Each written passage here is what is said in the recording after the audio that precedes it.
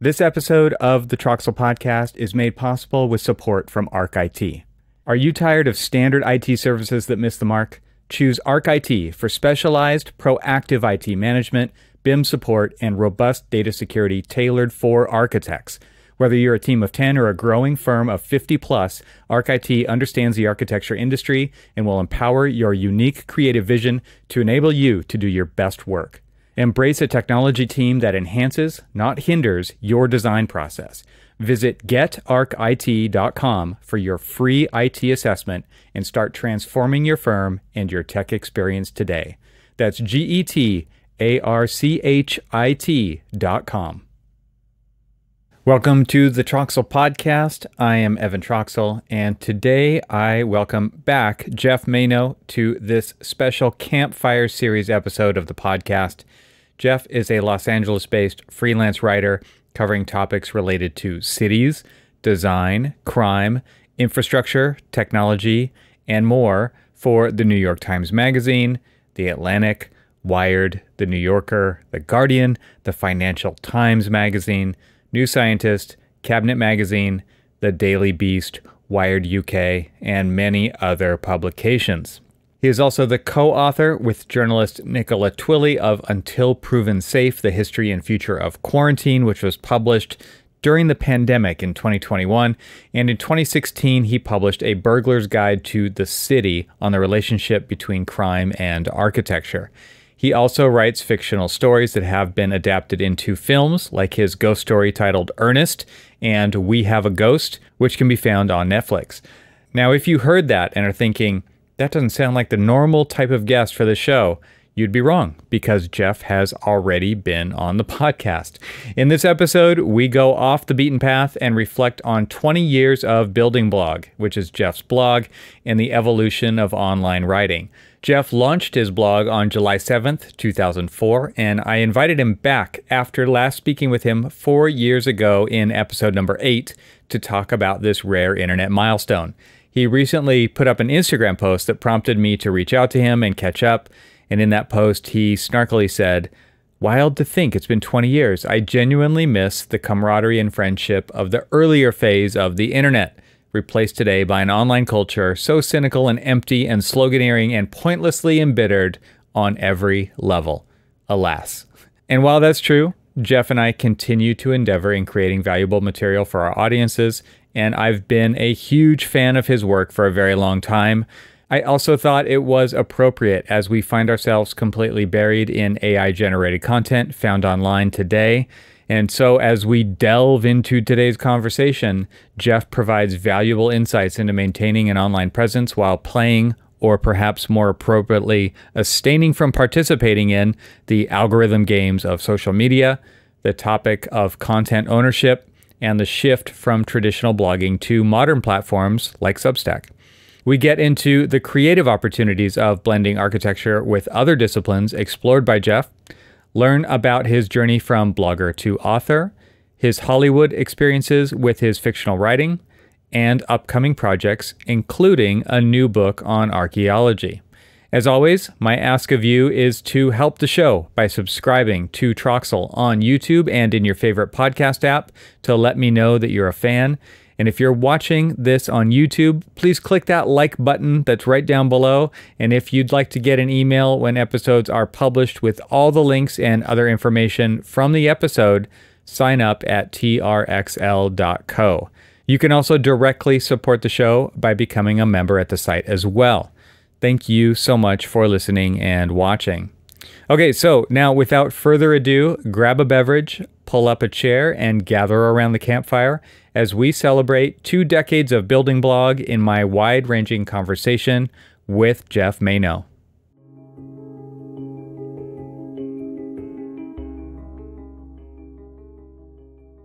Geoff, welcome back. It's been 4 years, almost to the day, since you were on the podcast. You were a very early guest, so this is a little bit of a reunion, but it's an even bigger reunion of your blog turning 20 years old, which, funny, okay, so I'm thinking about blogs in terms of timelines, and this is kind of geologic time for a blog. And Sure. you're super into geology and architecture and all these things too, so maybe that's fitting. What do you think? Well, yeah, I mean, it's funny to think of my online writing as geologically aged, but yeah, in today's climate, that seems accurate. Yeah, 20 years is an extremely long time for a blog, especially because I mean, blogs as such now are, been replaced by newsletters and TikTok and even just longer posts on social media like Twitter and or Blue Sky, even for that matter. But Yeah, so yeah, it's funny to look back and realize that it was 20 years ago this month that I first put anything up on the website. And that's the fact right. that you and I So spoke nearly 4 years ago is also pretty and amazing. I think I've also been blogging for about that time, but not in one place. Like I've always been like searching for, so there was Posterous and there was Tumblr and there was the .mac blog and there was Blogger, and I've been on all those. And then I eventually kind of settled into where I was recently at Squarespace for a long time, and now I'm on Ghost. But I like moving this stuff around is not easy for one. Yeah. How have you found the whole like, because ultimately you have a catalog of posts, you have books worth of posts, right? And it's like to have like the kottke.orgs out there where it is a 20 plus year compendium of writing and stuff where it actually is all in one place. Maybe there was some foresight there. I don't know. Did you plan ahead for longevity with this, or what were you thinking?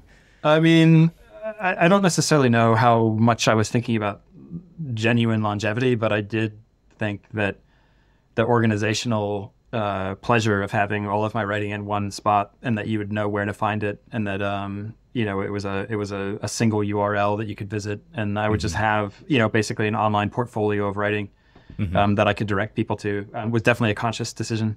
There were aspects of articles that I've written that to this day, even though I'm way less prolific on Building Blog than I used to be. But where I still kind of want to take old articles and just put them on Building Blog, just simply to literally have them all in one spot, to republish them there. But yeah, I think it's great actually to have one's writing in one place. There are a lot of people who I know who, similar to the description that you just gave of your own trajectory, they've got writing all over the internet at different websites, and some are defunct, sort of groups that don't exist anymore, or longer posts that they don't necessarily link to on sites like ArchiConnect or that kind of thing. But yeah, having everything in one spot is great. The migration, I did actually change it at one point. I started Building Blog on Blogger, which was pretty at the time was great because it was free and I didn't feel any obligation whatsoever to post, because it wasn't I had no money and tied up in the venture. But around 2015, I think it was, I switched to WordPress. And the migration, my friend Jim Webb, who's a web guy in Washington, D.C., was a huge help with that. But migrating, I think I've deleted a lot of posts, but I think that there were something like 1,600 posts that I had to migrate over from the old Building Blog to get to the new one on WordPress. And then, there were some issues there too, just because every once in a while I'll reuse a title. Like, for example, I used to have a series of posts called Books Received, and it was just about books that I'm reading or books that have been sent to me for reviews. But I found only after going back through my website on WordPress that WordPress, the migration tool that we used, had mixed up the books received, so that like a books received written in 2009 had been replaced by one written in 2014. And then I had to go back and figure out which ones were which, and it wasn't very fun. But that's a minor issue. When the reward is that you have a place that you can post and you can get your voice out there and participate in the larger architecture culture. So, the headaches are worth it. It's interesting to think of now with new context around ownership of your own stuff, right? So, I mean, to your point a minute ago, right? Blogging on other platforms like Medium or even on LinkedIn now, people put up longer articles. And they're not ours, right? Even Substack, to a certain, it's your Substack, but it's still on Substack, right? And there's a reason people go to those platforms if they want to monetize their writing and have it behind a paywall or have subscriptions or whatever. But for you to have your own place that it's yours, right? I think is kind of an interesting. It's a great thing to have. Like I own mine too, but the idea of having it all under your control is, I think, something of value. But it's also not where the eyeballs are anymore, right? Even RSS is basically dead, right? When it comes to to reading. We used to use Google Reader to subscribe to RSS blogs or some other app that was an RSS reader. So we would get notified at least when a new article was posted, and we didn't have to visit a site that, like to your point, you're not as prolific as you used to be on Building Blog, right? So Building Blog, you maybe post every 6 months or something now, but it could have been any different time frame. It could have been 3 days, it could have been every day, it could have been multiple things a day, right? Different bloggers have different frequencies that they publish stuff, and it was nice to just get notified and not have to go check. And that's not even, nobody goes to anybody's website anymore. Now you kind of have to have just a hookup to social media so that when you post, people get notified, and that's where they see it, and they might go back to your site to read it. Whereas LinkedIn or whatever, people are doom scrolling on LinkedIn, even on LinkedIn, right? And they might see your article there and catch wind that you've published something. But it's a completely different world now. And even with AI now, and just kind of the recent thing that I've seen people trying to do is opt out of getting crawled for AI training stuff. And I mean, this is something that architects are constantly worried about as well, with copyright and ownership of instruments of service and renderings and all this kind of stuff, and being used for training data potentially. And it's kind of a scary world out there right now. How do you feel about all that kind of stuff? Because Google used to crawl our stuff too, and it still does. Like, I don't have a robots.txt file that says don't crawl this. Because I do want to show up in search results, right? And I publish my transcripts for my podcasts on my website and all that kind of thing, because I want to show up and also, the exposure is nice, but also that it provides value when people do search for things. How do you feel about that whole side of things, and platforms and monetization and paywalls and subscriptions? I mean, it's open-ended, so you can take it wherever you want. Yeah, no, I mean, it's a huge question, but I mean, because I agree with you that the industry has changed, and I don't mean the architecture industry, but the field of online writing and of all kind of online content production has changed dramatically in the last 20 years. And I do think that I mean, if you look at, for example, what Elon Musk did with X, aka Twitter, the whole point for people who will pay for the premium subscription is that you'll just put, a 4,000 word post up on Twitter because you have enough space for it now. Right. And that's where the eyeballs are. That's where the retweets are. That's where people are who are actually going to read the content. And then also it algorithmically down ranks links out to things like Building Blog, or even to LinkedIn, or certainly to Substack. There was a famous they all want native posted content, right? Yeah, and then Google will do things like, list your website and allow you to show up in search results, but often at the penalty, in my opinion, of having your material stolen for AI to study and that kind of thing. So it really is a different world that is controlled more top down. And it definitely felt way more bottom up, so to speak, back when I started, which was that, you could just start almost like a media empire using a keyboard and owning the copyright of your material, or at the very least, doing sort of copy lefts, share alike sort of licenses that were more popular at the time. But yeah, I mean, there's not, and I think this is one of the things that has affected many things have affected my pace of posting on Building Blog, including other professional obligations now. But one of them certainly was that it's just harder. People are substantially less likely not just to go to Building Blog as a kind of that people have just lost interest, but people just don't go to blogs as much as they do anymore.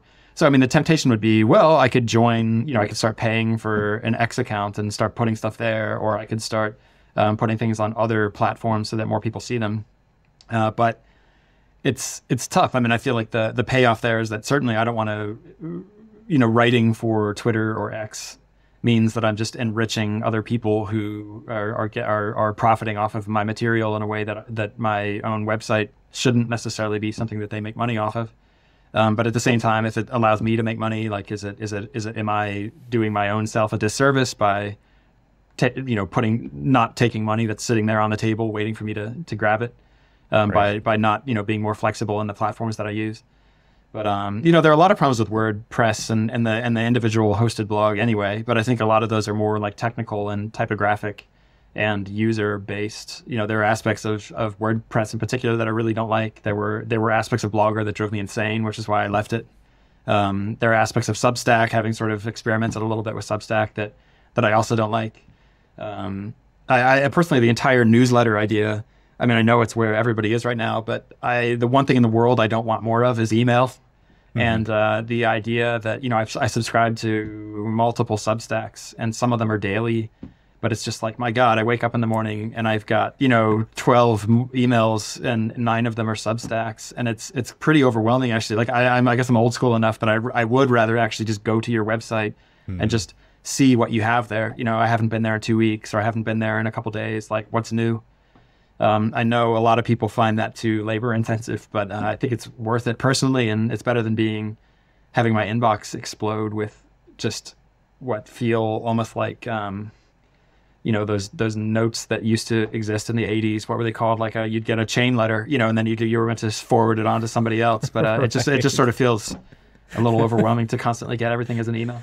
Well, and those 9 Substack emails are book length. Right, like they're totally not book length, but they're Cliffs Notes. They're articles. They're long, and it's a lot of reading. And I mean, and this is coming from somebody who publishes really long podcast episodes, right? So it's just a different medium. It's kind of it's similar in total output. It's a lot to listen to, and it's interesting to me to think about podcasting as kind of actually being one of the only places where it was like the true intention of the web, which was like it was the Wild West, but it was open and it was yours, right? Yeah. To create that media empire that you mentioned, right? Yeah. And that's what podcasting still is. I don't think Spotify is doing anything to try to help that. I think they're trying to actually hurt that with, right, creating, again, this is they're creating a platform, and they're trying to get you to go to their platform and subscribe to their music, and then you get the podcasting and all those kinds of, and that is against kind of the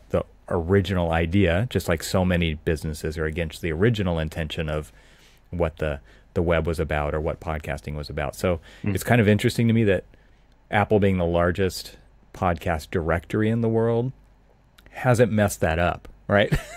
They haven't intentionally screwed it up and tried to monetize it. They've just kind of been a benevolent overlord of it in some way.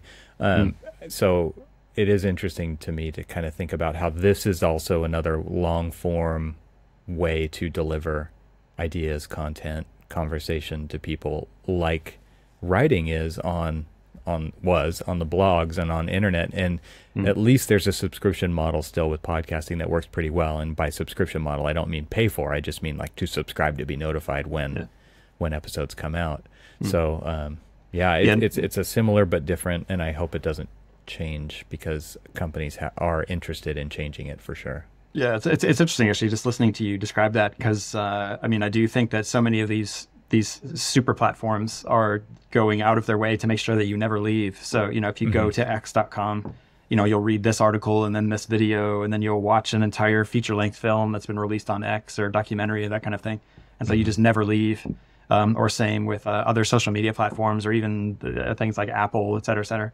But what's interesting is that I think that, you could arguably sort of compare that to the growth of things like big box stores that took something like a very specialist butcher, put that out of business by absorbing butchery into the meat department of, say, a Walmart. And then there was, a local clothing store that, was selling quirky T-shirts, but now it's out of business because now Target is selling those quirky T-shirts.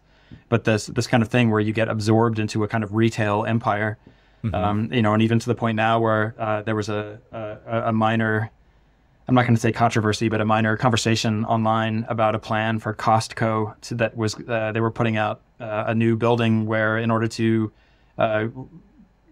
go along with local regulations, had to add housing and residential space to the Costco. Yeah. So the idea, though, just to be cynical for a brief moment, although I'm very pro housing and pro dense, walkable urban cores, cynically though, it's like if you actually live at a Costco, or the kinds of apartments now that you can buy that are actually in shopping districts, basically inside shopping malls, it's kind of an extension of this idea that you can never leave the one place that you go into. You're now in the kind of retail superfamily, and I definitely think that that's what X is trying to do under Elon. Where just basically, like you'll have podcasts, you'll have feature films, you'll have, photography, exhibitions, like you'll have live events, everything will be on this one platform. But I do miss that other earlier internet, where you did go to the individual butcher and then this one strange bakery and then this one whatever. Because I feel like that's what it felt like in terms of going to just find individual people's voices, and this is their website. This is how they designed their website. These are the things that they linked out to. It was much more sort of personality based, and I definitely miss that aspect of things where everything feels much more shoehorned into a kind of, even like with Medium, you go to Medium and you can, everything's in the same font, everything looks the same, or Google's their automated page design thing that they put together about 10 years ago now, but where it just basically made everything look identical. So the New York Times looked exactly like a post on Building Blog, which looked exactly like somebody else's rant about something, which looked exactly like a restaurant writing about a new night that they had coming up. And so the internet became much more difficult to differentiate between types of content, types of voices, and even levels of expertise, where it was difficult to understand what you're getting into. Is this an essay, or is this an op-ed, or is this an advertisement? Right. Everything looked the same, even typographically. And so I think that also, in tandem with decreasing media literacy skills in the general public, I think has definitely led to a lot of the things that we see now, where people just do not know what to trust or who to trust or what to believe. And I don't see a way out of that problem right now. I mean, aside from perhaps completely absurd minor changes, like allowing more visual differentiation between users of major platforms like X or Medium, et cetera, et cetera. There has to be a way to make things that they don't all look like it's just internet mush and you have to read through it and decide what's true. Because I feel like that's the situation that we're in now. Yeah, it's the lowest common denominator kind of visual templatizing of everything. That Facebook did it, I think, because remember MySpace was totally customizable, and then it was like Facebook was where people were, and it was just the standard layout. You couldn't inject your own CSS code into the boxes and make the flashing headlines anymore, because I mean, at some level, like, it looked really bad on MySpace, but at the same time it was kind of yours. And so Apple's done the same thing with the phone, right? And it was they don't let you do a lot of things because it wouldn't look like a great Apple device if everybody was allowed to do whatever they wanted to it. And so there's like this weird, it's your device, but it's not, you don't get to decide what it looks like, right? You can see this kind of all over the place. You can also see it in automobiles, right? Everything's starting to look like a Camry, for example, right? It's like all the cars start to kind of look the same, but there's always kind of that culture of outliers, but it's a very small percentage of people who actually do any of those things. So it could be car customizing, it could be, computers, it could, there are going to be people who still buy and build their own computers and run Linux, right? So it's a very small minority of people, but it's a very small minority. But it's funny. It brings to mind, the famous example of the Gesamtkunstwerk in architecture. Where if Mies van der Rohe is not only designing the buildings, but then also insisting on the placement of window shades and the colors that those window shades can have, so as not to violate the artistic purity of the architectural space or the structure. I think arguably we're just kind of butting up against the kind of social media Gesamtkunstwerk, where everything is being controlled for us, and I don't like the results. So it's kind of funny. I wonder, I don't want to sound like an old man yelling at a cloud, but I do wonder what would happen if I moved into a building where I couldn't change the window shade color due to the vision of the original architect. It's interesting, but I feel like we're in that phase right now of the internet, or a comparable phase, I should say. Right. But, right. But yeah. I mean, well, let's shift the conversation to what you do instead of writing on the internet, which is, well, you tell us. I mean, you're writing books, but you have other obligations as well. You're doing a lot of stuff. But there still is this option to write books, right? Physical books, right? And to design the cover of those books and the layout of those books and the typography and the hierarchy visually and obviously the structure of the chapters and all this stuff, so that it really is this standalone bespoke thing, right? I mean, they end up getting mass produced, but it is a design, right? So talk about your author, like where you been, because the last time we talked, you were on the cusp of releasing a book about the pandemic that you started writing, I think in 2016, if I'm remembering correctly. Yeah, so it was pre-pandemic writing. You did and then the pandemic started, and then you were, I think you said that it was at the publisher and it was like, okay, now we have to make some changes because a lot of this has happened now and we know more than we did before you started that publishing process. So take us kind of where we've been in the last 4 years since you were on the cusp of publishing your book on the pandemic.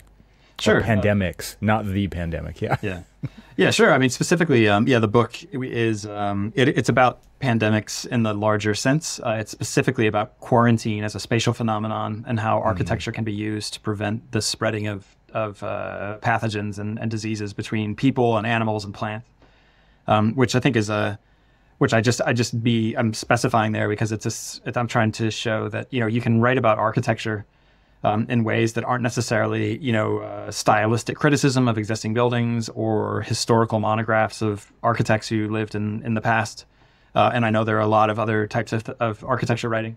But you can also look at how architecture plays roles in other fields. And so, the book before that I wrote, A Burglar's Guide to the City, was about architecture in crime and crime prevention.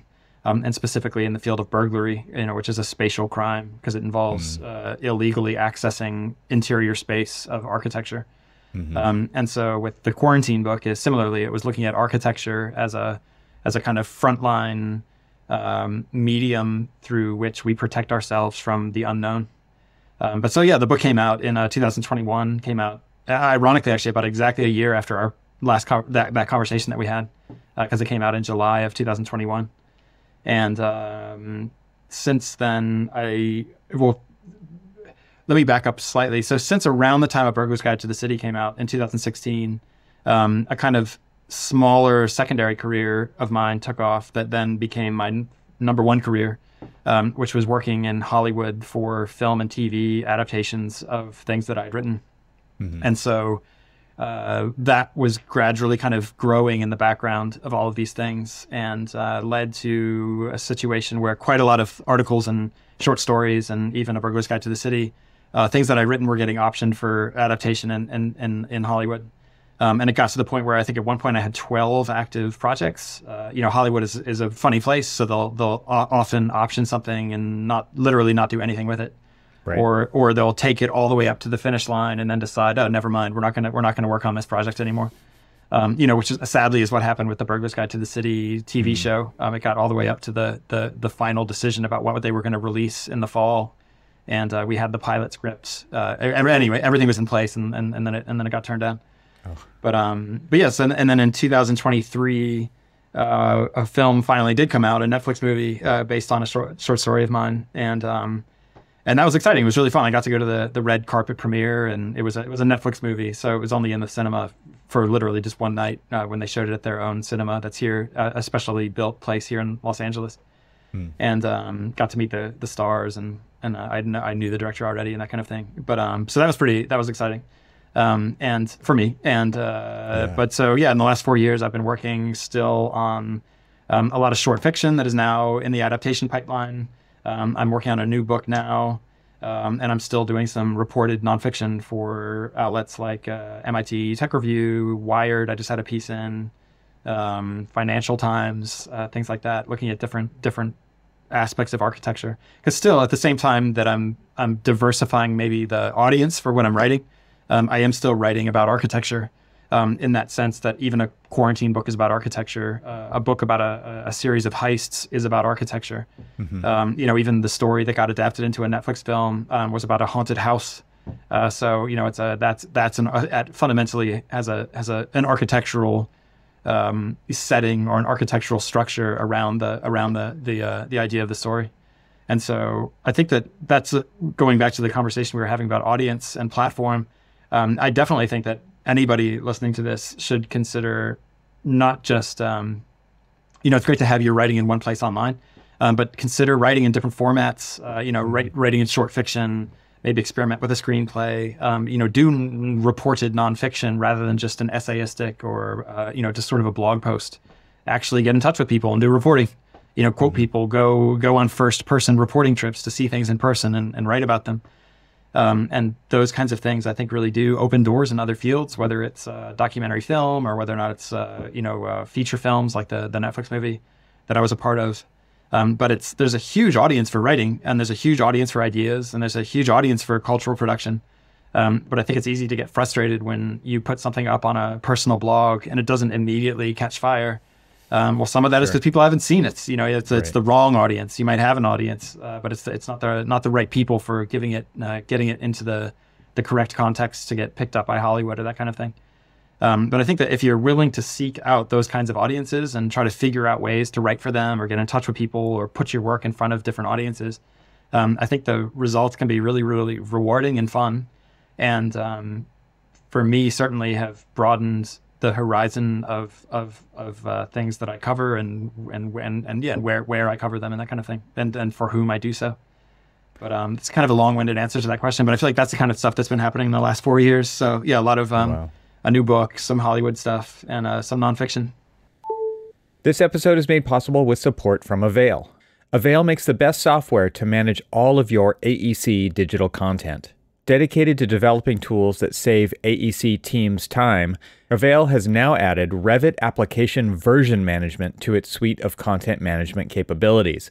Once a painful manual process, Revit Application Versioning is now automatic for AVAIL customers. Publishers simply upload files to an AVAIL channel, and the files are automatically converted to newer versions from Revit 2021 through Revit 2025. For users, the experience is then seamless. They can search, select, and utilize the Revit content in AVAIL, regardless of what Revit version they are working in. Inquire about a demo of AVAIL and its new Revit Application Version Management features today at getavail.com/request-demo.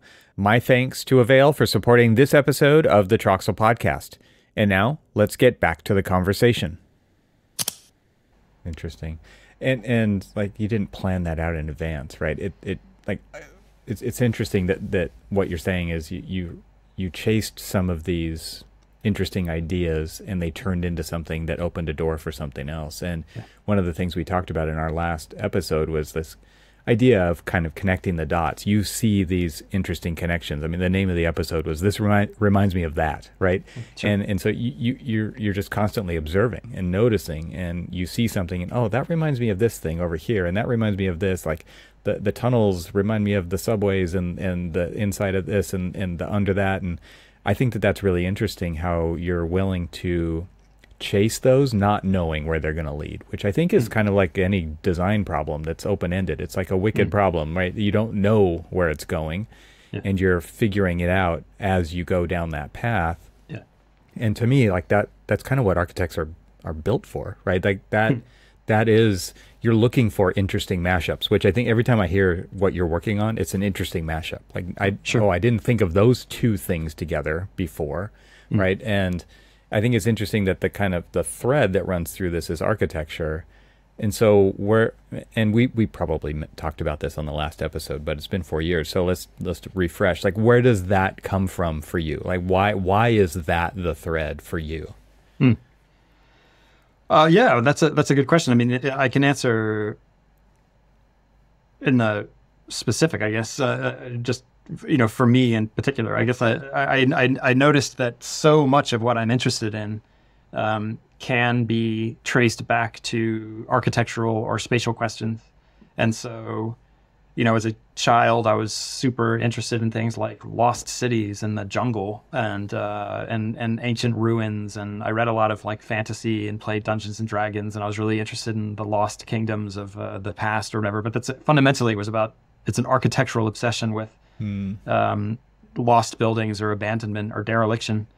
And then similarly, when I got really into science fiction more as a teenager, so much of science fiction is at the very least set in an interesting environment, whether that's an alien planet or a megastructure or some kind of city or a mining camp on an asteroid or that kind of thing. But there's a spatial aspect to science fiction. In fact, often in science fiction, the spatial setting is the thing that makes it clear that it's science fiction. It's set on an alien planet. It could be a novel about a father and a son, but it's set on Mars. It's science fiction. Or it's set on a city on the Atlantic seabed. Oh, it's science fiction. The setting is often it's not just the presence of technology or the fact that it's set in the future. It's also the setting that it takes place in. But so I also began to notice that with things like heist films when I got really into those and crime. that and those overlap quite quickly with things like action movies. But I began to notice that it's architectural. You know, you have people in a heist movie are actually talking to one another explicitly and out loud about how you get from this room to that room. How do we get inside a building without no one knowing? You know, wireframe 3D model that they totally can, exactly. Yeah, I mean it's one of the only genres that you can get away with people looking at blueprints, and it's not boring. It's actually like key to the plot. You want to see those blueprints. You know, it's really difficult to get away with that sort of architectural obsession in a different genre. I mean, other than maybe like a murder mystery where you're trying to figure out how somebody got into that room.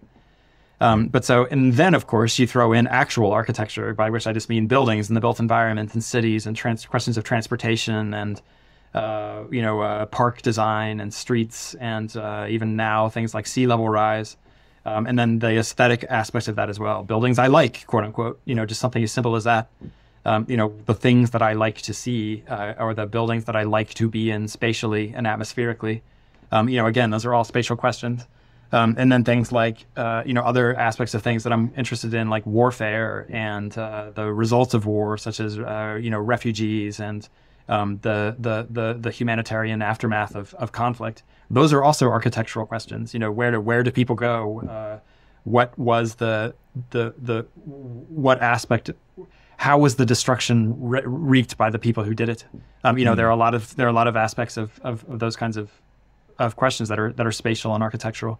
But so I say all that that I then realized that I could write a site like BLDGBLOG, and it was kind of a magic moment where it switched on over about maybe the first year of writing the blog, first 6 months even, where it just became clear exactly how much someone can cover if they're still focused on architecture. And so I think that the last 20 years really were just exploring that. And so everything from astrophysics to, again, like geology and mining, to, of course, the issues that we were just talking about, social issues of transportation, aspects of historical preservation and archaeology. All of these things can be written about through an architectural lens. It's just right there in the middle of, at least for me, of so many different interests. And for me, that was a great realization that I can actually cover thousands of topics, and it's still on the same website because it's all relevant to the same underlying topic. And so that for me was pretty magical. I mean, I could imagine someone doing that and people have done this, but for music, you could just look at acoustics and sound, and not just music, but just all kinds of different aspects of vibratory energy that results in sonic material. You could do that with arts and art history. You could do it with cinema. I mean, there's any number of different topics that you could take and just figure out ways of looping these other apparently irrelevant topics onto that. It's almost like an embroidery pattern. And but as far as, just to go back to your question, go chasing after something where I don't know where it will go. I do agree that that's something that a lot of architects do as well, because I mean, when you sit down to design a building or think about a house or think about whatever it is that you're working on spatially, you clearly don't know exactly where things are or how you're going to get from, terminal 1 to terminal 2 or from the first floor to the second floor. All of those things are questions that you solve as you work on the problem. And I find that for me as a writer, and I think other writers do this differently, I really enjoy not knowing where I'm going when I sit down and I start writing about something. And, this reminds me of that. The that's that I just mentioned is often not even front of mind when I started writing about it. It's just that 2 or 3 paragraphs in, I'll remember something or realize, oh yeah, this. Right. And, the older I get, the more I feel like writing for me is kind of the way that you see people, they play Sudoku or they do other cognitive games in order to try to keep themselves young or keep themselves fresh. Sure. But for me, that's writing. Writing is my way of keeping cognitive connections open, of discovering new ones, of kind of keeping the brain flexible. And I think that can happen in architectural design, certainly. But I definitely think that that's one of the reasons why writing for me is such an exciting practice. It's just a way to consolidate memories and build connections between things and try to remain cognitively attuned to the world in a way that, knock on wood, I can stave off dementia for a few more decades. But it's a good way to keep the brain flexible. And so I think that that's a very long-winded answer to that question. But those are some of the things that were so appealing about BLDGBLOG when I started it, and remain appealing about architecture and writing today in terms of how one can organize one's own interests into something that can be communicated to others.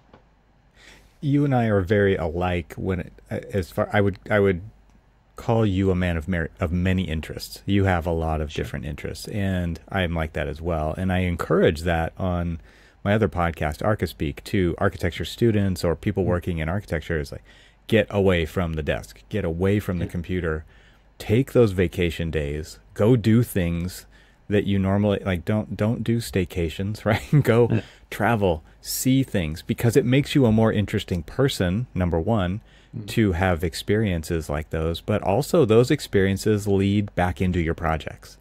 Right? Those are things that feed, and you never know when that's going to happen. You never know how it's going to happen. You don't even know why it's going to happen, but it's going to happen. And that, I think, is what makes architecture interesting, because every project is pretty much a team sport, and everybody's bringing that to the team, and you don't know what that is, because every project is an assemblage of a different team typically, right? So unless it's a small office, especially in big offices, teams disperse and they come back together in a different form on every single project, maybe even on different phases of a project. And it's really interesting to me to see, I mean, it happened in school. It doesn't really happen in the real world, where, you know, there's one brief in the design studio and you get 16 different versions of that one brief, right? Because everybody's bringing something different to the table. And I think that's what makes architecture really interesting, when you're solving it's a particular problem that can be solved a million different ways, right?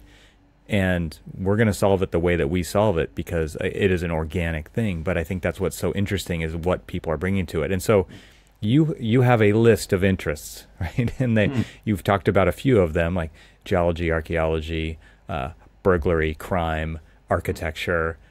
You're a photographic enthusiast, right? You do a bunch of different things. You travel, you hike, you get outside. Can you just talk about kind of what are those various things in a better explanation than what I just gave of like the bullet list? But because the things that the main place I follow you now is on Instagram, and this is where I see kind of where you're getting out and you are experiencing things. And I can only assume that, I mean, obviously you love to do that, but it is also informing what you do as a professional.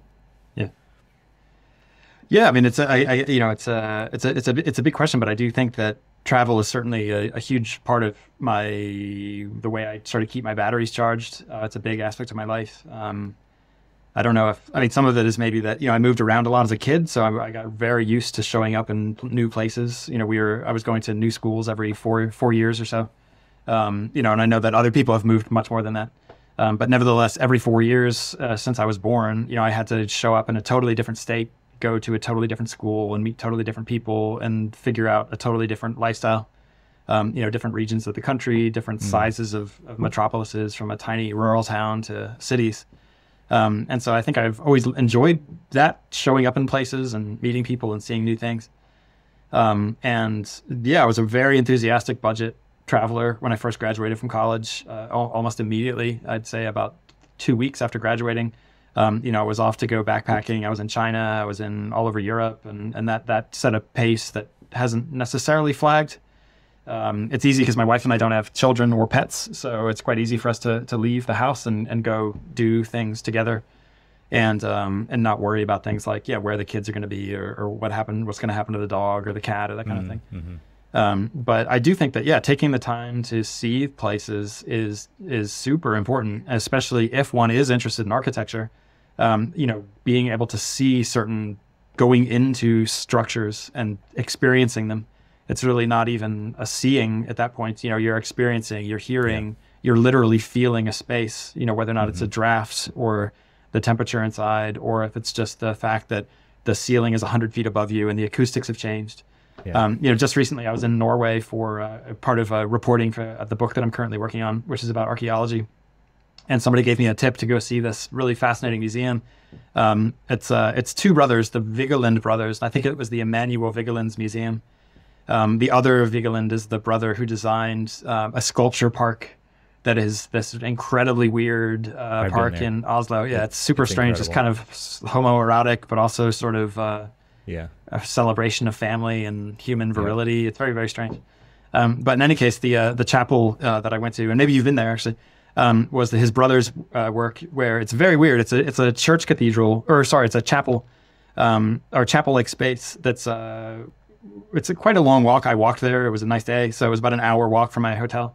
But it's in the outskirts of Oslo, and it's when I went inside. What was interesting is that it was so crowded, I had to wait in the lobby before they would let me in. But then eventually, when I went inside, everyone else had left by the time I was standing in there, so I was actually alone inside this place. But so there's very little light. So when you first walk in, you cannot see if there are other people in the room. You can barely even understand what's happening. But the human eye gradually gets used to the darkness quite easily. In fact, amongst creatures, we have extremely good night vision. And then gradually you realize that you're in this huge room that has maybe 40, 45 foot tall ceilings.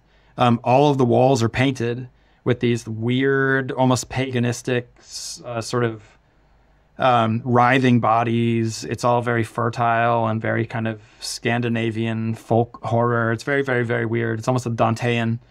And as that comes out of the darkness, also, and when I accepted the fact that I was alone, I realized that I could start making strange sounds.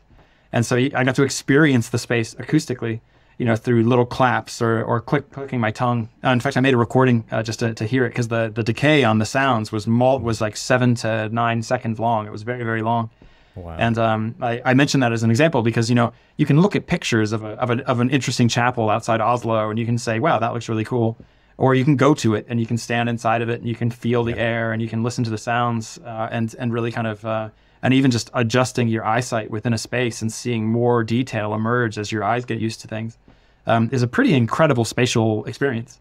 And to be able to do that with other types of buildings, I had a bucket list trip in, I think it was 2019, where I got to go to Cappadocia, which is part of Turkey, where for hundreds and hundreds of years, the Hittites had dug huge underground cities into very soft rock that after it's exposed to air hardens. And so you have these massive labyrinths of underground cities that you can explore. And my wife and I went and just were inside these places for just hours and hours at a time. And then when you go out into the greater landscape, you find hundreds, literally, of abandoned Christian chapels, 99.9% of which have been defaced since they were constructed. But the frescoes are still in there. So you find from one side, it looks like a hill, and from the other side, it's like a broken open geode, which is a hollow rock with crystals in it. But it's a broken open hillside that has an old Christian chapel, with fading frescoes. And then you realize, looking out over the landscape, that you're surrounded by dozens and maybe even hundreds of churches that are just hidden inside hills. Wow. It's an amazing experience. And so, and let alone going to major tourist sites, like going to the Colosseum in Rome, or going to Angkor Wat in Cambodia, or seeing the Great Wall of China, or other large architectural undertakings. But so travel isn't cheap. But on the other hand, you can. When I was fresh out of college, it was quite easy to get student deals.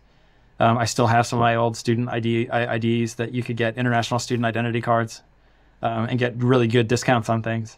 Travel hacks.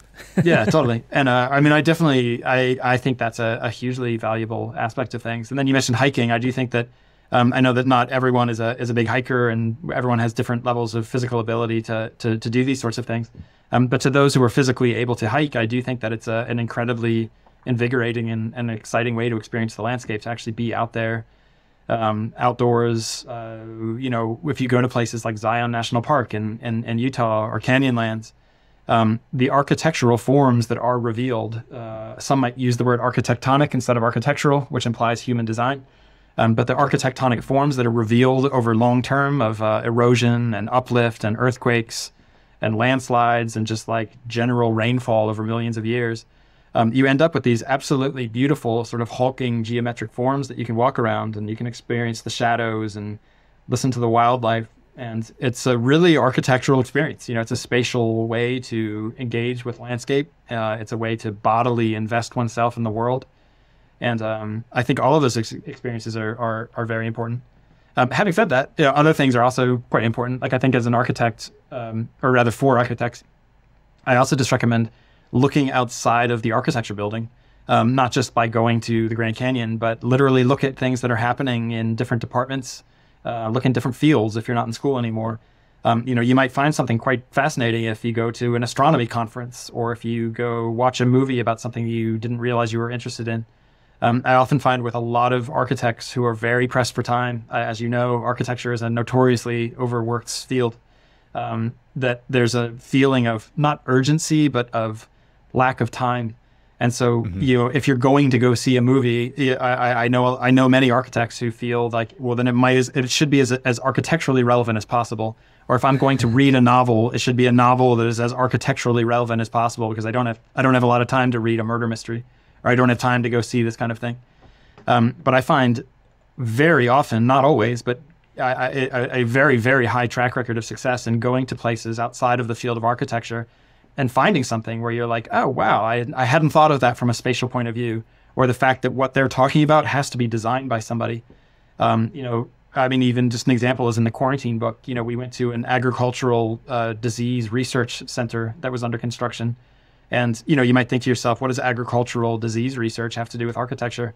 But we actually got into this conversation with this guy who's designed the building about things that I had just never thought about, like extremely advanced HVAC systems that allow negative pressure disease research labs to maintain negative pressure, so the air is always pumping out of the room. Or no, excuse me, I take that back. The room, it's the other way around. The air is always pumping into the room to keep the pathogen isolated. But it was a building designed to survive being hit by a Category 5 or a Level 5 tornado. And so the idea is that when you have even extreme barometric changes in the atmosphere outside, the internal barometric systems of the building will maintain their own pressure. And the way in which that was maintained and the technical expertise that requires. My point is that is an architectural phenomenon, and it's a technical question. And you wouldn't know that if you didn't necessarily follow, disease research, or for that matter, looking to tornado-proof, cities and structures in the Midwest. But I just think looking outside the box generally makes you realize how little is inside the box. And I think that's a really important lesson, in my opinion, for life in general. Don't assume that your life inside the box is everything, because it's not. Yeah. Yeah, you really strike me as kind of an explorer or adventurer for sure. And the idea, like some of the pictures that you've posted of your travels in southern Utah through the national parks. Like my wife and I got married in Zion. And that's one of the reasons we chose that space, right? And I've done slot canyons there, and we hiked the Narrows for our wedding party, right? Like that was what we did instead of, doing it at a golf course, right? So, But because it is so architectural, and the national parks of Utah are absolutely incredible. Spectacular. It's just like they are kind of edifices, right? But they're just natural. And like hiking out to Delicate Arch in Arches National Park, right? It's you go on a journey to experience this thing, and you wait for sunset, and you walk back under the full moon, and it's absolutely incredible to have those kinds of experiences. Yeah. And they do inform the work that we do. I mean, you can't not have it inform the work that you do. And I think it makes for some really interesting ideas to come out of. Who knows where they come out of, right? It's like you can't even explain it. But there's some really interesting work that you've posted on your Instagram where you've kind of done deep dives into geologic illustration, right? And I remember following those really closely because you're kind of unearthing from these catalogs that are out there, right? People have done these really intricate cross-sectional drawings through the earth, and you're relating it back to kind of a spatial nature. Like I think we talked about this in the last episode, right? It's like it's not just the ground that we stand on, right? It's like there's a lot going on under the surface spatially with plate tectonics and with stratification and the bending of all that, and just it's an ever evolving thing as well. It's not static, it's dynamic. And I think to me, maybe you could just explain kind of what that study was that you did, because I'll throw some images here into the video portion of this for those who are interested in seeing what I'm talking about. But the things that you were surfacing, I thought they're really beautiful, scientific, right? They were done for research, but they're amazing drawings. And I think that's what's interesting about the work that you're doing, Geoff, because I mean, you're a writer, but you're also very visual in the presentation of the work that you're doing. And I can see kind of how where you're drawing that inspiration from, because you're kind of doing this deep dive into case studies, or again, just kind of chasing a trail down and not knowing where it's going to go, and you're finding some really incredible stuff. Yeah, the geology stuff was or is yeah, just delightful to look at, and I think that some of that goes back to one of those sort of if this then that sort of realizations, which was that, you know, if architects are looking at space through visual techniques like section, and if geologists are doing something similar when they're going to see, say, a road, what's known as a road cut. So when you know, someone built a road through a hillside, you then see what was inside the hillside. So you can see levels of rock, et cetera, the stratification of the rock. You know, Can I just pause you for 1 second? Because we've talked about this, I think, offline. But like my grandfather was a geologist. We mentioned it in the last podcast. But he did a study in Death Valley of a road cut, and it's a very famous road cut. It's actually published in like one of the top 10 road cuts, like the total geology nerd stuff, right? But it's like number 2 in the top 10 road cuts kind of compendium out there. So it's just funny, like when you bring that up, these are the kind of thoughts that are flooding my mind. Yeah. That's funny. Well, that right there would be, you know, the top 10 road cuts. That would be a fun architectural project for someone to take it upon themselves to go visit those, you know, go see the top 10 road cuts. There's one I really like that's just north of the city here in Los Angeles. It's right when you're driving into a city over the mountains called Palmdale. But as you drive through, it actually, the cut goes more or less through the San Andreas Fault. You are a little bit off the fault, but it's still a spectacular way to see the kind of like compressed waves of rock that have been jostled and deformed over millions of years by tectonic movement along the San Andreas. But I would definitely say that if that isn't in that list of top 10 road cuts, it should be. But yeah, so I think the realization that geologists are visualizing internal layers of the earth in a way that architects are doing for the internal layers of a building was a really exciting thought process, and led to at one point I was teaching a class at Columbia GSAP that was looking at the San Andreas Fault as a setting, where the idea was for students to design a San Andreas Fault National Park. And it was also there too where I challenged some of my students to develop representational techniques that could be applied to architecture and the earth, so that you could see, you know, what was beneath your feet, but also what was inside a building. And then so when I started looking into these USGS, the United States Geological Survey, these documents and reports that are all uploaded and free.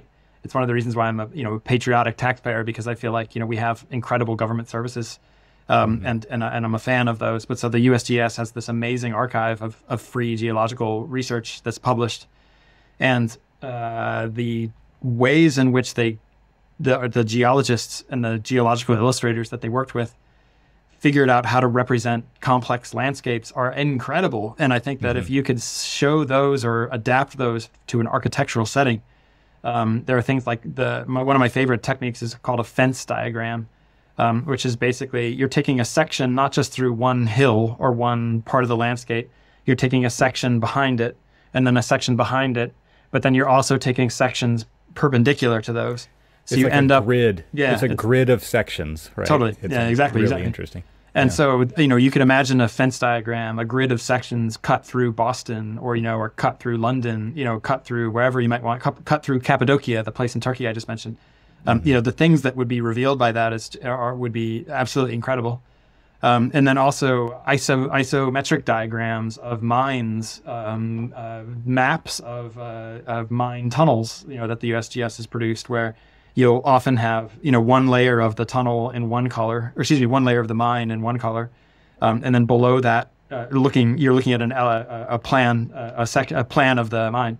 Below that will be a different color, which will be mine level 2, and below that is a different color, and you end up with these things that almost look like, you know, sort of you know, abstract art meets a kind of mandala, and you know, just and then as you know from working in architecture, you know, mentally unpeeling what layer goes where and how they're connected, you know, goes back to the sort of the cognition stuff we were talking about earlier. It's a great way to just sort of keep cognitively flexible, because you understand what you're looking at visually. And I mean, these you're tools decoding then, it.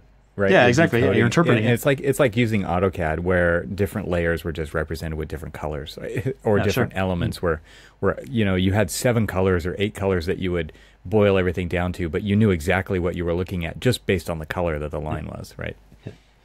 And I think that those kinds of things are beautiful to look at, scientifically communicative, and inspiring in terms of architectural thinking or architectural representation.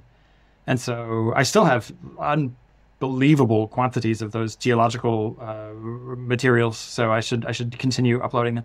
You should. But the amount of stuff on the USGS website is unbelievable. And then not only just those kind of 3D mappings, but even just or 3D diagrams, but 2-dimensional maps that have been drawn that show the sort of weird fractal geometric forms that exist beneath our cities. If you follow where the bedrock goes, or where the bedrock changes from one type of rock to another, or where it becomes topsoil, you get these shapes and lobes and outgrowths that look a lot like fractal geometry, but are actually just what's beneath us all the time. And we just don't see it like that because we can't peel away the soil, or for that matter, lift St. Louis up in the air to look into the ground. But that's what's underneath St. Louis, you know, or that's what's underneath Oklahoma. And also I found that many places that are allegedly quite uninteresting, you know, the famous boredom of the American Great Plains, when you look at it in a geologic map, it's actually spectacular. It's, you know, it's an unbelievably interesting place. And it goes to show that if you change how you represent something, you can often change your own level of interest in that thing. So to say that something is boring just means that it's been represented in a boring manner to you so far.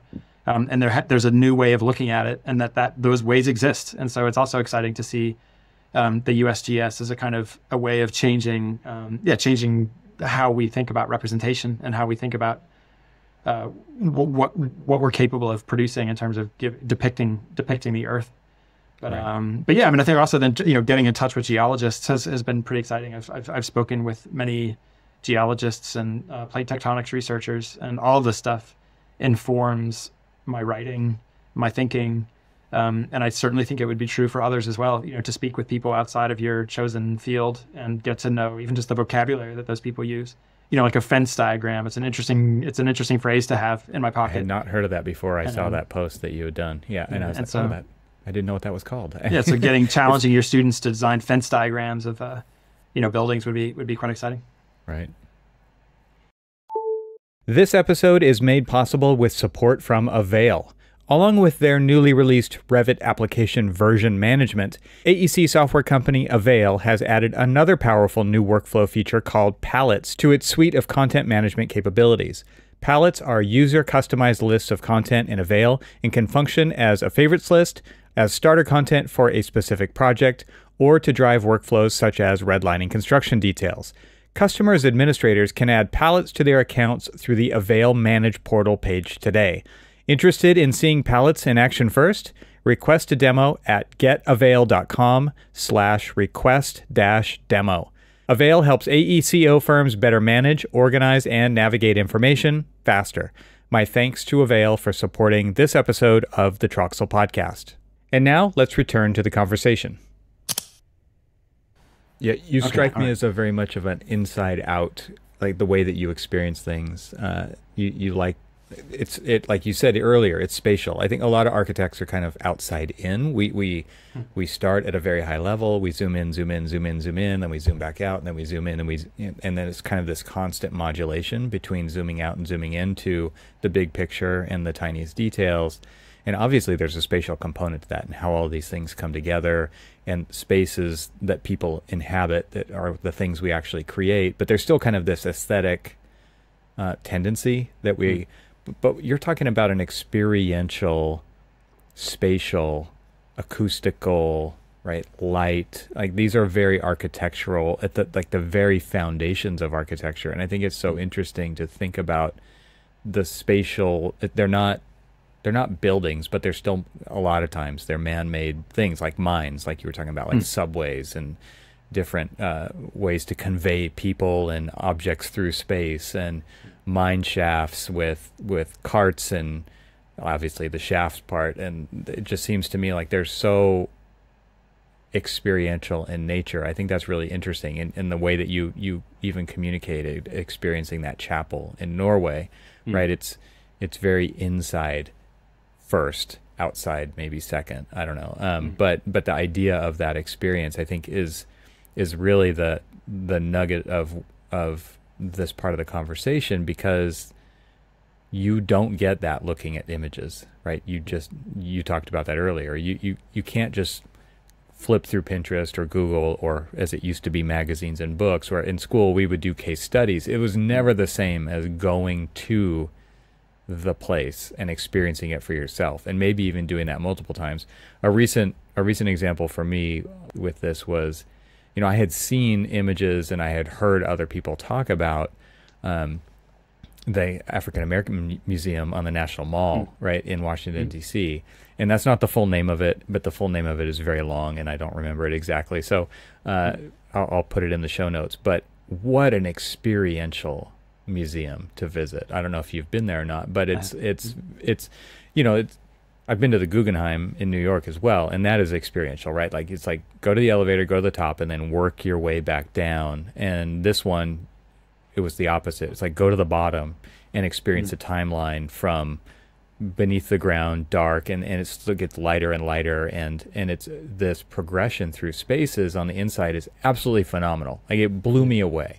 And it's not something you can take in one visit either, right? You need to go multiple times. There's so much content, there's so much to read, there's so much to think about.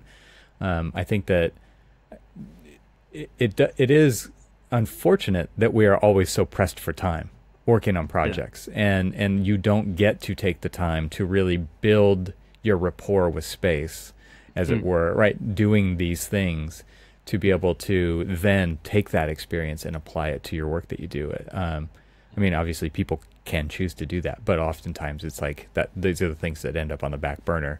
But the work that you're doing, it seems like you're very intentional about doing these travels, having these experiences.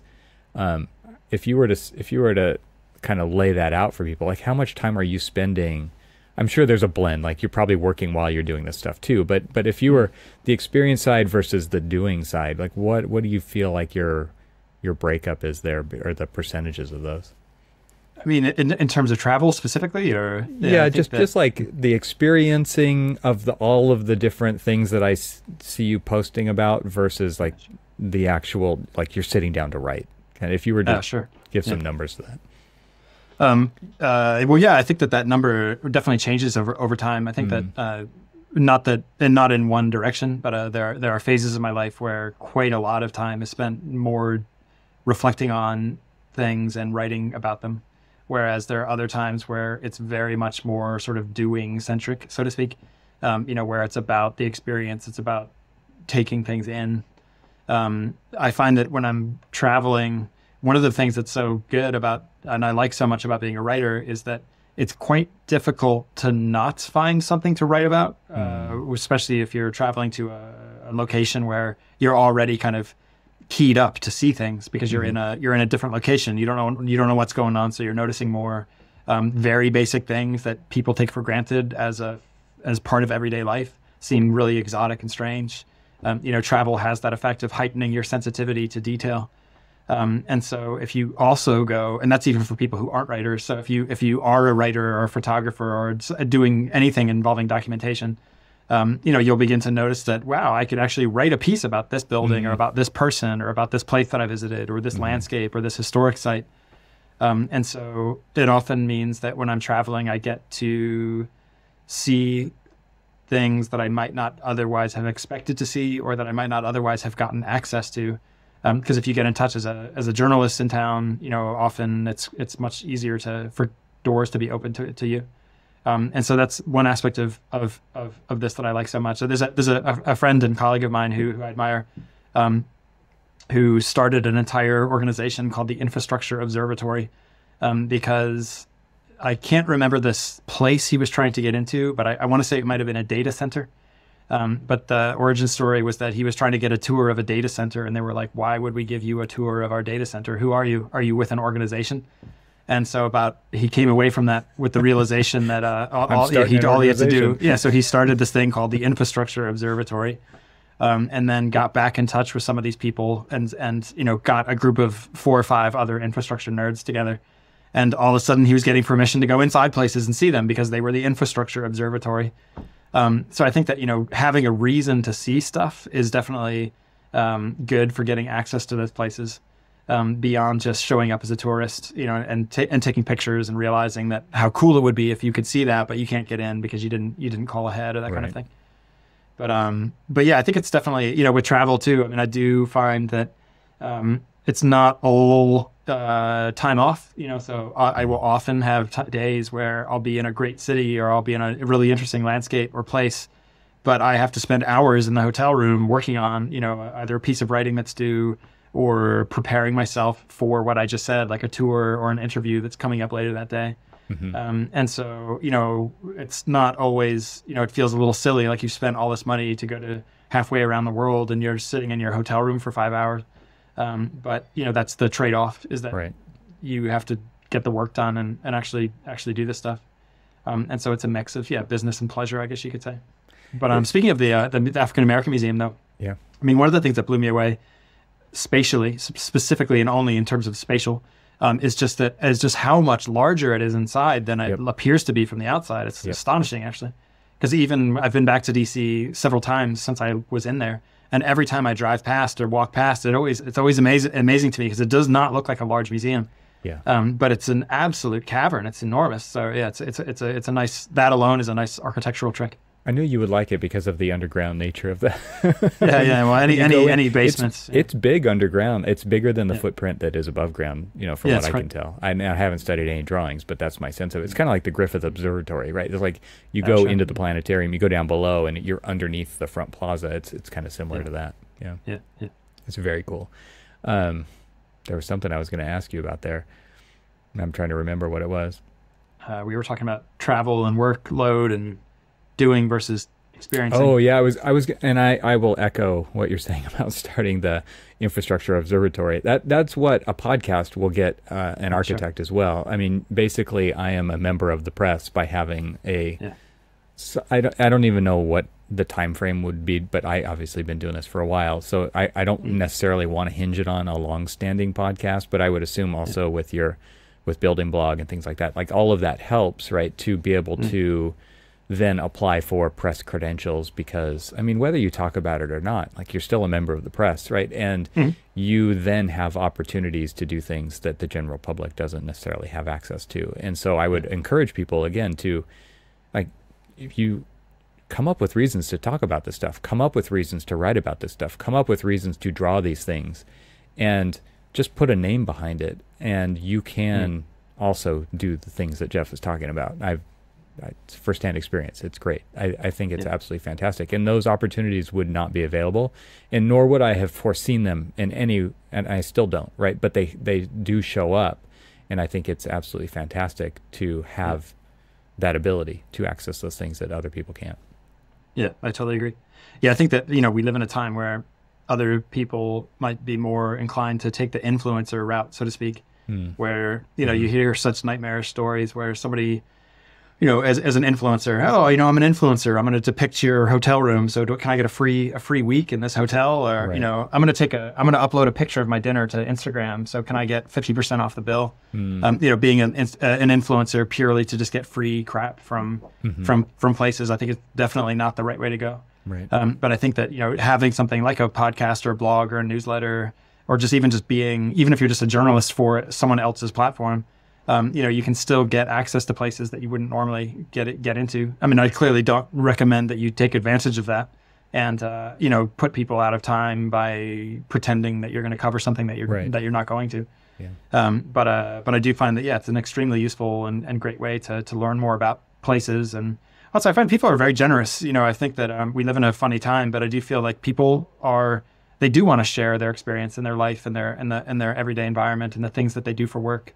And I often find that, you know, when I'm working on an article in particular, you know, people who do such interesting work that I can't believe that they're not inundated with requests to speak to the press, or like, they're practically like superheroes in my mind, you know, but they're people working on random scientific problems, or people working in architecture offices, or archaeologists doing something with technology. like in my opinion, they're celebrities, and I can't believe they even will take the time to reply to me over an email. But then I meet them and we talk, and you realize that not a lot of other journalists have reached out to that person, you know, or not a lot of other people have actually expressed interest. And I think as you'll find, I'm sure anyone listening to this podcast will have found, often your own family and friends are a little tired of hearing your shtick. And so, you know, they don't want to hear it either. And so, you know, you might be the most interesting archaeologist in the world, but maybe your spouse is just tired of hearing about it, and doesn't want to talk about that anymore. That's just work stuff. Right. So when a journalist or a blogger or a podcaster shows up and wants to actually learn about and cover these things, I think that it's actually kind of pretty refreshing and exciting for many people, and just kind of adds to a feeling of human camaraderie that is lacking when you're sitting at a terminal all day, you know, just you know, in a dark room, you know, where you're not interacting with people, and you've got headphones on and you're staring at a monitor. You know, I think it's easy to lose a sense of human companionship and the idea that, you know, there are other people out there that are excited to know you and talk to you, and to have you around. I think that's just a really refreshing thing to be reminded, especially after the last 4 weird years of COVID and post-COVID. But my 18-year-old son, you know, has a hard time striking up conversations with people. And it's because of the way that he approaches it. It's like, what can I tell them about me? And I said, oh, yeah, sure. Don't do that. I said, ask about them. Like, your job is to learn as much as you can about. There's something interesting and unique and mind-blowing about every single person out there, and you have no idea what it is. Your job should be to try to figure out what that is about every single person you meet. Because I guarantee you, like, it's something that will blow you away. Like, you just have no idea what people have under the surface. Yeah. It's funny too, because I don't mean to give a more cynical reason for that, but it's also easier. Yeah. You know, I find that if that's why I told him. Absolutely agree with what you just said. But in addition to that, if you can't convince your 18-year-old son, I would just say it's a lot easier, man. Like, if you go to a cocktail party and you don't know what to say, like, just ask questions. You could be there for 3 hours, and also people will then remember you as a really fun person because you asked them questions. Yep. And like, oh, that person was really interested in me, and they'll, you know, it's a. But yeah, if you aren't feeling social, I feel like that's the other thing to do, is just start asking people what they do. Oh, did you grow up here? You know, what are you working on now? You know, have you, you know, like, they're just stupid little small talk questions. Yeah. That allow you to actually just sort of not have to come up with something interesting to say. And I find that 80% of cocktail party banter for me is that, you know, it's just asking people things about what they do.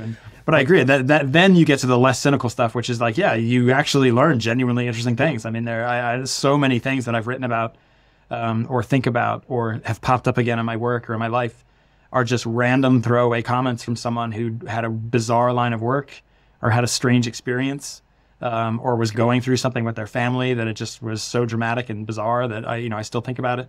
And then that's where the non-cynical value of talking to people is. It's just fascinating to realize what other people are going through. And especially when you realize too, that like if you're going through a bad spot and then you realize that other people are too, or that they've gone through that and they've come out of it, it's also just a way to remind yourself that you're not alone and you're in the difficulties of life, because there are many of them. And it's easy to get that feeling that somehow you've been singled out for like suffering or badness, but it's just not true. You know, life is a very difficult, constantly aggressive, sort of threatening environment to be in.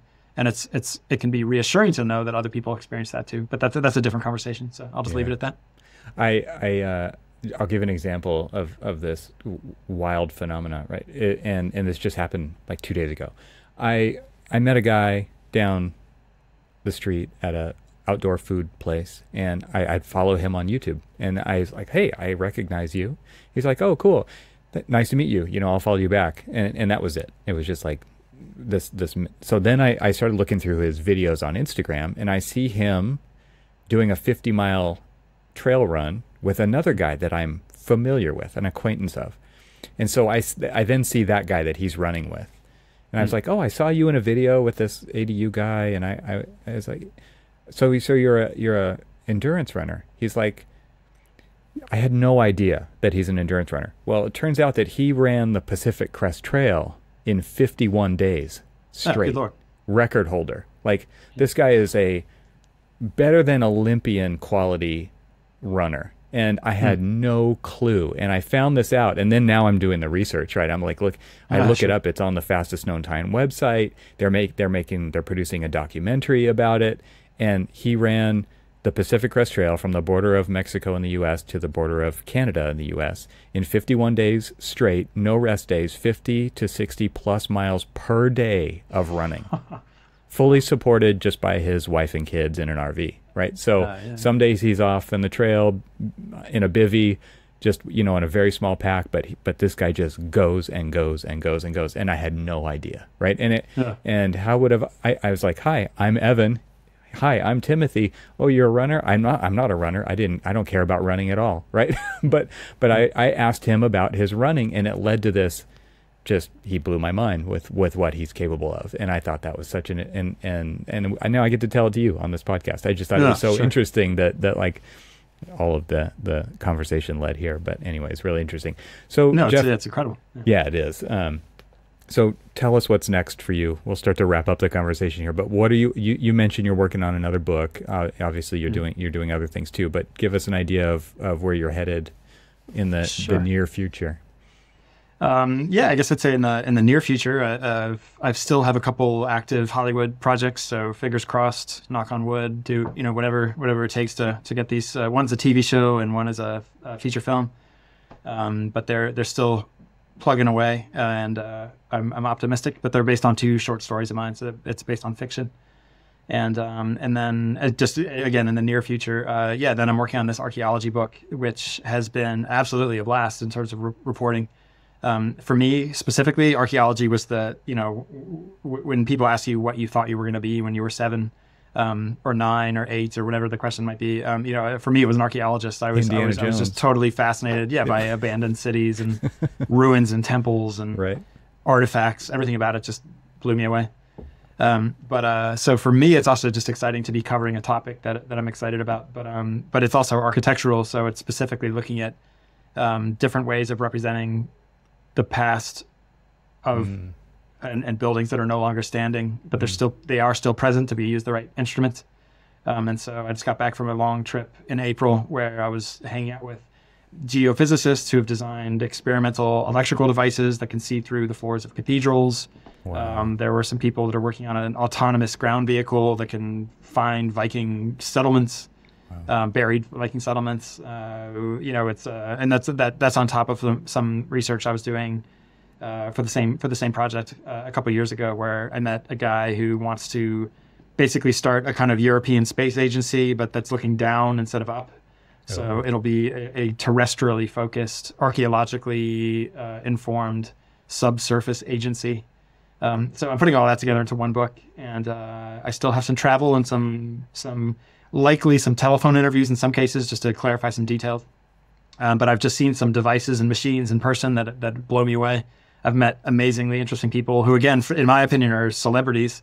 And I met them, and they were like, "Oh, yeah, no one's asked us, there are not a lot of journalists who are interested in what they're doing." But so I'll be working on that for the next probably year and a half, and some more short fiction that I hope is coming out soon. And then, of course, like personal travel that I don't think will be too interesting to the listeners of your podcast, but trying to stay busy and succeeding, at least at remaining busy. And we'll see. I don't know if I'm succeeding at success, but we'll see how that goes. So, from the outward looking in, it looks like you're having a great time, and that to me looks like success. I have to imagine that you're a fan of Atlas Obscura. Oh, yeah, sure, of course. Yeah. That just seems like that's a great, just for anybody who doesn't know what that is. It's a fantastic website, and there's book version as well. But if you are ever traveling and you want to take the road less traveled and find the ruins that exist that have just been kind of forgotten about or neglected, it is an amazing resource to find cool stuff that is kind of in the realm of what we've been talking about in this episode. Yeah. Briefly, I don't know if there'll be time, but I also just want to say, just plug very briefly. My wife is also a writer and just put out a new book. It came out about 4 weeks ago, but it's called Frostbite, and it's about how refrigeration has changed food in cities and that kind of thing. Oh, nice. But I mention it because even though it's about basically the science of food preservation, and there are so many urban and architectural takeaways and sites of interest in the book. Everything from ice caves that used to be used and pits where snow and ice would be stored, natural snow and ice would be stored with food to keep them fresh over long periods of time. To the point where actually one archaeologist has a theory that one of the reasons why there are so many myths of little people living around the British Isles, hobbit-like creatures and folkloristic creatures, is actually because ice caves, used to be, carved into a hill with a tiny door that was just enough to reach in and take snow and ice and put some food in. And so you'd have little hills all over the British Isles with tiny doors in them. They sort of looked like Middle Earth. Right. But we got access to places again that, just to continue this theme, that blew me away. Like there are caves and mines all over the Midwest, especially in Missouri, that have been turned into gigantic food storage facilities. Oh wow! And so like the nation's frozen pizza is basically inside mines and outside St. Louis. Seriously? And these places are huge. So we drove around for not hours, but for 20 to 25 minutes, just driving around in a Tacoma.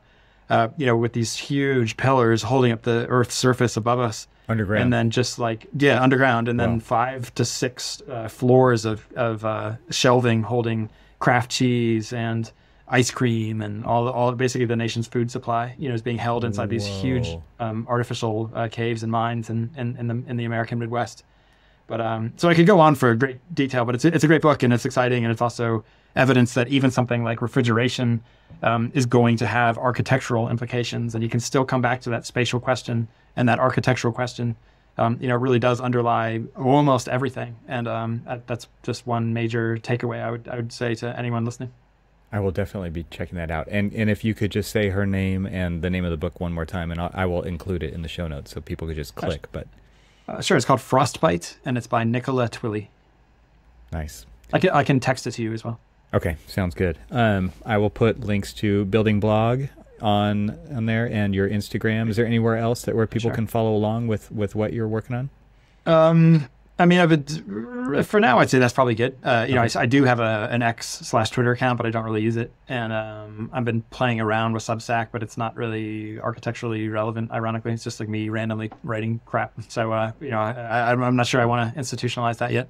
But yeah, I'd say Building Blog and Instagram I think are good places to go. Fantastic. Well, Geoff, thanks so much. This was great catching up with you. I know we went all over the place with this conversation, but I think it was well warranted. This was so many fun, interesting things to talk about here. I couldn't not do it. So, and congrats on 20 years of Building Blog. That's an incredible milestone. And if you could post a little more often than every 6 months, I'll just put in a vote, because I love the content that you put out. The latest article that you posted right around the 20-year anniversary is absolutely fascinating. Like, it's just, and we don't need to spoil it. I would love it if people would actually go to your website and read this article and see the incredible imagery that goes along with it. It's really fascinating stuff. And so if you're interested in the conversation that we've had today, you will definitely find Geoff's articles just as interesting. So thanks so much for hanging out today. Yeah, thanks for having me back.